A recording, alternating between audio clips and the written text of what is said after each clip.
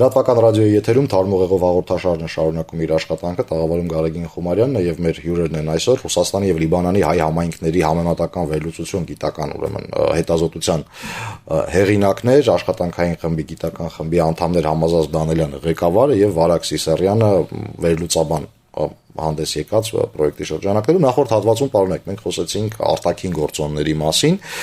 որոնց նկատմամբ հայերը չունեն որևէ վերահսկողություն, այսինքն այն օբյեկտիվ իրականությունները, որտեղ որ մենք ապրում ենք Լիբանանում եւ Ռուսաստանում։ Եկեք խոսենք այն գործոնների մասին, որոնք տեսականորեն ենթակա են վերահսկողության համայնքի կողմից եւ ինչպես է դա տեղի, որոնք են դրանք եւ ինչպես է այդ վերահսկողությունը, չասեմ, այլ տիրապետումը տեղի ունենում երկու երկրներում։ Սկսենք Լիբանանից երևի, որովհետև այնտեղ ակնհայտ կարծես թե ավելի պատրաստված է համայնքը այդ խնդիրները։ Ինչպես որ քիչ առաջի Լիբանանի մեջ հայկական հաստատությունները շատ են եւ ունին պատմություն։ Նաեւ ինչպես որ ասենք Լիբանանի հայկական համայնքը ցեղասպանության հետևանքով հաստատել եւ հաստատված է Լիբանան, որը շատ կարեւոր հանգամանք է։ Եվ Լիբանանի մեջ հայկական հաստատությունները շատ աշխույժ ձևով գործեն։ Գիլիգիո կաթողիկոսության նստավայրը Լիբանանի մեջ է, Անտիլիասի մեջ է, նաև այդ մեկը շատ կարևոր նշանակություն ունի։ Հիմնական այս հետազոտության կարևորագույն ասեմ գետերը մեկը այն էր, որ Լիբանանի մեջ գործող հայկական հաստատություններում միջև որոշ դինամիկա կա։ Այսինքն իրար հետ համագործակցելու կարևոր չէ, որ մեկը մյուսին վրա գաստե կամ որ մեկ ավելի հեղինակավոր է կամ ոչ, բայց որոշ աշխատելու ձև մը կա։ Եկեղեցին շատ կարևոր է եւ առանցքային դերը գրավ է, որոնց շուրջ կան հայկական գուսակցությունները, մշակութային, հասարակական գուսակցություններ ունին իրենց ենթա գազམ་ագերբությունները, Հոմենտմենը օրինակ, Հոմենմենը բարեգործամիություն ունի, այս բոլորը գնաբաստեն, որ հայերը կան անդամակցին եւ նաեւ գնաբաստե որպեսի երբ որ պետք է լա հեշտ ցևով համայնքը համախմբվի ինչ որ բանի շուրջ։ Գարձեմ որ հիմնական Լիբանանի բարակային արդյունքը ադեր։ Մենք այդ ուրեմն իրականությունը գրցանք մեջտեղ բերել։ Լիբանանի հետ կապված էլի շատ համառոտ, այնտեղ որ էլի կապված է համայնքի ազդեցությունից դուրս գտնվող գործոնները, ինքը լինելով բազմաէթնիկ եւ որոշ առումով թույլ կենտրոնացված պետություն, կանաչում է էթնիկ համայնքների ինքնավարության հնարավորությունը եւ Լիբանանում, ինչպես արդեն Վարագը ասաց, կա մի կառույց, որը պետության կողմից ճանաչված է համայնքը ներկայացնում եւ ինչ որ առումով պետությունը ինքն է նաեւ պարտադրում այդ սահմանները գծում, որ դուք առաքելական եկեղեցու հետևորդներ եք։ Ինչպես այդ հետ օսմանյան տրադիցիա է, ինձ թվում է, որ մնացել է։ Միլետ համակարգին բնորոշ, բայց նաեւ կապված է թե դեմոգրաֆիկ կազմով, թե կենտրոնացված պետության բացակայությամբ։ Ռուսաստանի պարագայում իրավիճակը տարբեր է թե պետության առումով, թե փոքրամասնությունների նկատմամբ վարվող քաղաքականության, եւ այստեղ մենք իդեպ ասել, որ մեր հետազոտության հիմնական մեթոդաբանությունը հարցազրույցներն են հենց կառույցի ներկայացուցիչների հետ երկու երկրներում, եւ Ռուսաստանի պարագայում մենք ունենք բազմաթիվ եւ տարբեր ծագումներ ունեցող կառույցներ, որոնք տարբեր մոտիվացիաներով են առաջ շարժվում։ Օրինակ կա Ռուսաստանի օրենսդրությամբ սահմանված եւ բավական հաջող աշխատող գործիք է փոքրամասնությունների առումով էթնիկ մշակութային ավտոնոմիաները, որոնք հասարակական կազմակերպությունների ֆորմալ ստատուս ունեն, որի միջոցով Ռուսաստանի պետությունը հնարավորություն է տալիս էթնիկ փոքրամասնություններին, այսինքն ոչ իրենց տարածքում չապրող էթնիկ փոքրամասնություններին հավաքվել մշակութային կրթական խնդիրների շուրջ, չգիտեմ, բարի դասեր, դպրոց, հայերեն լեզվի պատմության եւ այլն։ Եվ որպես կանոն նաեւ այս կառույցները ուղղակիորեն, սերտորեն աշխատում են տեղական իշխանությունների հետ։ Դրանից զատ կա նաեւ ավելի պետությունից պետության վերահսկողությունից դուրս ինքնակազմակերպվող խմբեր, բայց հետաքրքիր է այն, որ ի տարբերություն նորից ավանդական Սփյուռքի համայնքների, այս պարագայում մենք կարող ենք տեսնել, որ հիմնականում դա դրված է անհատների վրա եւ ասենք ինչ որ տարածքում Սամարայում ենթադրենք հայերի կազմակերպությունը կարող ավելի լավ լինի, որովհետև այնտեղ կա ինչ որ մի անհատ, որի ժամանակը, էներգիան եւ որպես կանոնես անհատները նաեւ ներկայացուցիչ գումարներ ունեն, նպատակահարմար է գտնում ներդրում անել դրա վրա, բայց եթե տրամադրությունը փոխվի կամ այդ մարդը հեռանա ասպարեզից, իրավիճակը փոխվում, այսինքն ինստիտուցիոնալիզացված չի։ Մյուս հետաքրքիր բանը, որ նկատեցինք Ռուսաստանի պարագայում եւ հարցազրույցներում երևաց, որ եկեղեցու դերն էր մի քիչ ավելի տարբեր, որովհետեւ եւ էլի տեղից տեղ շատ տարբեր, որովհետեւ առանձին համայնքներում, առանձին քաղաքներում, այսպես կարելի ասել անգամ մտավախություն բողոք կար, որ տեղի եկեղեցին ավելի շեշտադրում է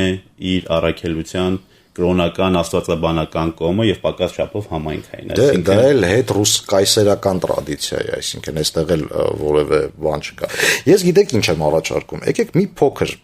վերացականանանք ձեր հետազոտությունից, ինձ ձեր կարծիքն է հետաքրքրում հետեւյալ հարցի շուրջ, գուցե նույնիսկ մի անձնական հարց է։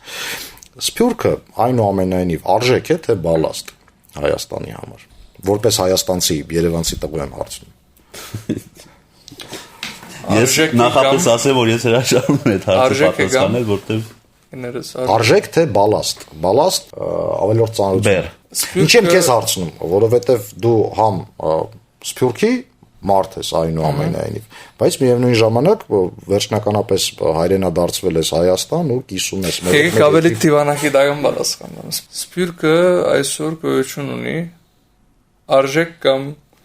հագարակը։ Օրենքով Սփյուռքը պետք չէ ծանրություն լա Հայաստանի համար կամ եւ հագարակը նաեւ, որովհետեւ Սփյուռքի մեջ նաեւ երկրորդ տեսակետը կա, որ Հայաստանը փեր է Սփյուռքի համար։ Մանավանդ եթե նկատի առնենք օգնությունները, բաները, որոնք բնական են, որոնք պետք է լան եւ պետք է շարունակվին։ Ես կարծեմ ոչ Հայաստանը իրավունք ունի Սփյուռքին բալաստ համարելու, որ Սփյուռքը իրավունք ունի Հայաստանը, որովհետև նախ անջատել ես չեմ սիրել անջատումը, որ գա Սփյուռք, Հայաստան, Արցախ, ընդհանրապես ես թեմ եմ ազգաղափարին, հակառակ անոր որ իրականության մեջ կա այդ բաժանումը, որը ոչ ոք չի ընդունում, բայց ժողովրդի մեջ այդ խոսակցությունը կա, բայց ես թեմ եմ եւ այսինքն այս հարցի պատասխանը շատ դժվար է ինձ համար։ Միանգամից համազասպի պես ասեիք, չեմ պատասխանելու։ Չէ, ես եթե կարելի է բանը ոչ թե հրաժարվում եմ պատասխանել, պարզապես հարցը ինքը պետքա բացել։ Ինչ է նշանակում։ Արդյոք Սփյուռքը եւ Հայաստանը իրար համար օգտակար բաներ անեն միանշանակ։ Արդյոք մեկը մյուսին ինչ որ բաներում կարող են ավելի օգտակար լինել, նորից միանշանակ։ Բալաստի այդ մասը չեմ հասկանում հարցադրման եւ տեսեք, դուք շատ լավ սկսեցիք պատասխանել, ասեցիք Սփյուռքը կա։ Այսինքն օբյեկտիվորեն գոյություն ունեցող մի բան է, դուք գիտնականներ եք, շատ հասկանալի է։ Հիմա նույն կերպ ես պատասխանում եմ ձեր այս դիտարկմանը, այն հարցը, որ ես տվեցի, ինքը կա։ Դա լավ է, վատ է, մեթոդաբանորեն ճիշտ է, փիլիսոփայորեն գրագետ է, գաղափարապես հասուն է, թե չէ, ինքը կա, ճիշտ նույն կերպ ինչպես Սփյուռքը։ Ու իմ տպավորությամբ այդ հարցը կա մի պարզ պատճառով, թե Սփյուռքում, թե Հայաստանում։ Դուք վարակ համախմբում բառ օգտագործեցիք ձեր նախորդ հատվածում։ Ինձ մոտ միշտ մի հարց է առաջանում, իսկ ինչի շուրջ համախմբվել։ Ես ենթադրում եմ, որ համախմբման տեսականորեն մի կետ կա, որի շուրջ հնարավոր է համախմբվել առհասարակ, դա հայրենադարձությունն է։ Եթե Սփյուռքը համախմբված չէ հայ, այսինքն այդ է միակ գաղափարը, որի շուրջ կարելի է հայրենադարձվել։ Ես չէի ուզում դա անել, բայց անալոգիան ինքն իրենով է ստացվում։ Հայրական Սփյուռքը կառուցված է մի գաղափարի վրա, որը ունի երկու ձևակերպում՝ սիոնիզմ եւ ալիա։ Սիոնիզմի դրսևորում իբրև։ Ինչ է սիոնիզմը։ Հայրենադարձություն, ուրիշ ոչ մի բան, մնացածն անցյալ։ Հիմա եթե մենք չենք դնում ինստիտուցիոնալացնում Սփյուռքը այն ուղղությամբ, որ դա պետք է դառնա մեխանիզմ հայրենադարձվելու, դա ավելորդ աշխատանք է, ավելորդ ծախս է ժամանակի ու էներգիայի, ձեզ այդպես չի թվում։ Եթե Սփյուռքում ստեղծված կառույցները բացառապես հայրենադարձության գաղափարին չեն ծառայել։ Ես այստեղ իմ անհամաձայնությունը պետք է հայտնեմ ընդ որում մի քանի կետերով։ Նախ անկախ թե ոնց ենք սահմանում, որքան լայն, որքան նեղ, աշխարհում գոյություն ունեցող եւ որևէ սփյուռք, այդ թվում նաեւ այդ առումով ամենաշատ հաջողած հրեական սփյուռքը, երբեք հայրենադարձությամբ չի դադարել գոյություն ունենալ։ Հա, ինքը կարող է սփյուռքի առանձին շրջանակների կարևոր նպատակը լինի, ընդ որում ոչ միակ նպատակը։ Ես հավատացնում եմ, որ հրեական սփյուռքում ոչ միայն կան շրջանակներ, ում համար վերադառնալը խնդիր չի, այլ կան իհարկե ավելի փոքր շրջանակներ, ում համար այսօրվա Իսրայելն է խնդիր։ Ճիշտ է, խասիդների մասին է խոսքը, գիտեմ ովքեր, հա, խմբերն են տարբեր, հա, կարող է լինեն շատ ովքեր իրենց երկիրը հարամ են համարում, հակաստվածային են համարում, խորը կրոնավոր։ Ոչ միայն դրանք չեն, կան ասենք ավելի լիբերալ ուղղություն ունեցող, որ չգիտեմ, նույն Պաղեստինի հետ կապված տարվող քաղաքականությանն են անհամաձայնություն հայտնում կամ այն իդեալները, որը դրվել է Իսրայելի ստեղծման հիմքում եւ այսօրվա իրականության մեջ հակասության պատճառով են քննադատում։ Իսրայելում կա դուրս գնալու ալիք իհարկե, բավականին շոշափել։ Նախ փաստենք, որ որևէ սփյուռքեր կան, որ դադարել են գոյություն ունենալ, բայց դա եղել է ուծացման պատճառով։ Հա, բայց որևէ սփյուռք չի անգամ իր կեսից ավելին չի վերադարձել իր պատմական հայրենիք։ Այնպես որ ակնկալել, որ հայկական սփյուռքը ինքը պետք է իր թիվ 1 նպատակը դարձնի Հայաստան վերադառնալը, զուտ հենց փորձից ելնելով կարծեմ մի կողմ թողելով արժեքային կողմը իրատեսական չի։ Երկրորդը ես իսկապես գտնում եմ, որ թեև մի քիչ շեղվեցինք հետազոտությունից, բայց կարևոր թեմա է։ Ես անձնապես գտնում եմ, որ սփյուռքը հենց այս առումով ինքնին արժեք է, որովհետև Սփյուռքում գտնված մարդիկ, կառույցները, գաղափարները իրենցից արժեք են ներկայացնում թե Սփյուռքի համար եւ թե Հայաստանի համար։ Եվ եթե վերցնենք Հայաստանի չէ, հայ ժողովրդի պատմությունը, մենք կտեսնենք, որ արժեքները, որոնցով մենք այսօր հպարտանում ենք, կլինի մշակութային, կլինի քաղաքական, կլինի տնտեսական, ծագումով սփյուռքյան արմատներ ունեն, հա, մի մասը ես ամբողջ նկատի չունեմ, բայց մի զգալի մասը։ Եթե կուզեք օրինակներ կարանք բերենք, բայց այդ անգամ դասագրքերում կարտացված, որ հայկական ինքնությունը, հայկական ազգայնականությունը, հայկական իդեալները առանձին ժամանակահատվածներում անգամ այդ ամեն ինչ առաջ է մղվել Սփյուռքում, իսկ Հայաստանում դա ընդհանրապես որդեգրվել է կամ վերցվել։ Այնպես որ Սփյուռքը ինքնին արժեք է եւ թե իրատեսականորեն դժվար ակնկալել Սփյուռքի ամբողջական վերադարձ Հայաստան, թե մյուս կողմից հայ ժողովրդի այս բազմազանությունին իր մեծ առավելություն ունի, որ մենք շատ հաճախ տեսնում ենք, կարող է պակաս հաճախ նկատում ենք։